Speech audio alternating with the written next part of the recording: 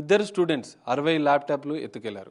అత్యంత భద్రత మధ్య ఉండే హైదరాబాద్ సెంట్రల్ యూనివర్సిటీలో విద్యార్థులు దోచుకెళ్లినటువంటి 60 ల్యాప్టాప్లను చోరీ కేసును గచ్చిబౌలి పోలీసులు ఛేదించారు. అసలు విద్యార్థులు ఎందుకు చోరీ చేశారు, ఈ కేసును ఎలా ఛేదించారన్న అంశాలు తెలుసుకుందాం. ప్రస్తుతం మనతో పాటు గచ్చిబౌలి సిఐ ఉన్నారు, ఒకసారి మాట్లాడదాం. సార్ చెప్పండి, అసలు విద్యార్థులు ఎందుకు చోరీ చేశారు, మీరు ఎలా ఈ కేసును ఛేదించారు? దీనికి సంబంధించి మాకు రిపోర్ట్ అయిన కేసుకు సంబంధించి 60 ల్యాప్టాప్స్, అది భద్రత కట్టుదిట్టంగా ఉంటుంది. ఆ వచ్చే పోయే వెహికల్ కూడా అన్ని రికార్డ్ అయి ఉంటాయి. కాకుంటే ఏంటంటే అందులో వాళ్ళు ఏంటంటే వాళ్ళ లోకల్ ఎవరైతే ఉంటారో వాళ్ళను ఆపరు వాళ్ళు. అదేవిధంగా దాన్ని అదునుగా తీసుకొని ఈ చంద్రశేఖర్ అనే వ్యక్తి వాళ్ళిద్దరు స్టూడెంట్స్ తోటి ఆ కారు లోపలికి వాళ్ళతో పాటు వెళ్ళడం జరిగింది. కారు లోపల పెట్టించి అవి దొంగతనం చేయడం జరిగింది. దాని ఆధారంగా మా డిఐ గారు, మా క్రైమ్ టీము మొత్తం కలిసి కంటిన్యూగా ట్రాక్ చేయడం జరిగింది. ఆ ట్రాక్లో భాగంగా మాకు క్లూ రావడం జరిగింది.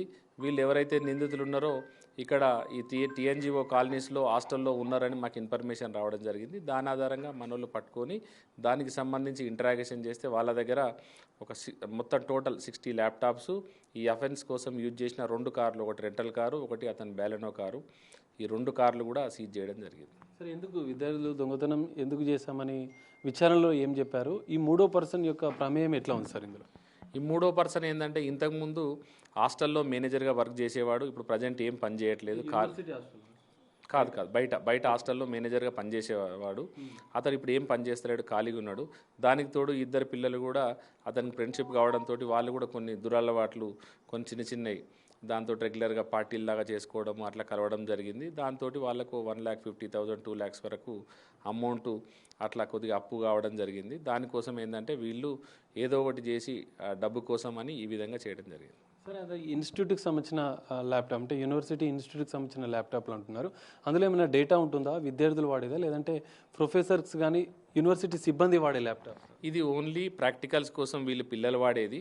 దానిలో ఎలాంటి డేటా లేదు. వాళ్ళు టెంపరీ దానికోసం అది లీజుకు తెచ్చినాయి. అది వాళ్ళు మామూలుగా ప్రాక్టికల్స్ కోసం యూజ్ చేయడమే, అంతే. దానిలో ఎలాంటి ఇంపార్టెంట్ డేటా ఏం లేదు.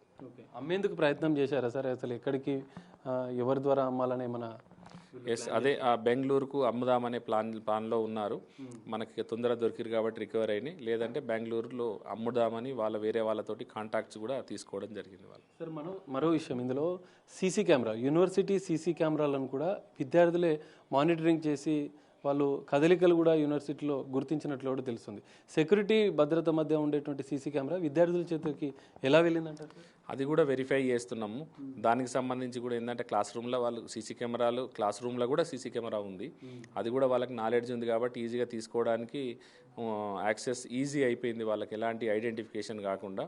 అదే మీరు అన్నట్టు ఏంటంటే వాళ్ళు ఏదో యాక్సెస్ తీసుకున్నారని అంటున్నారు. ఆ యాంగిల్లో కూడా మేము వెరిఫై చేస్తున్నాం. ఏదైనా ఉంటే వాళ్ళ యాజమాన్యానికి చేసి దాన్ని కూడా ఎవరున్నారో దానికి సంబంధించి కూడా యాక్షన్ తీసుకుంటాం. మొత్తం ప్రాపర్టీ అంటే చోరీ చేసిన సొత్తు మొత్తం recovery, total intact property 60 laptops, 60 charges కూడా రికార్డ్ కావడం జరిగింది ఇంటాక్ట్. ఓకే. సో ఇది 1,50,000 2 లక్షల అప్పు అయిందన్న ఉద్దేశంతో అప్పు తీర్చాలని విద్యార్థులు హాస్టల్ మేనేజర్తో కలిసి ఈ చోరీ చేసినట్లుగా కూడా పోలీసులు గుర్తించారు. మొత్తం 60 ల్యాప్టాప్స్తో పాటుగా 2 సెల్ ఫోన్స్, వాళ్ళు యూజ్ చేసినటువంటి కార్లను కూడా పోలీసులు స్వాధీనం చేసుకున్నట్లు కూడా గచ్చిబౌలి సిఐ చెప్తున్నారు.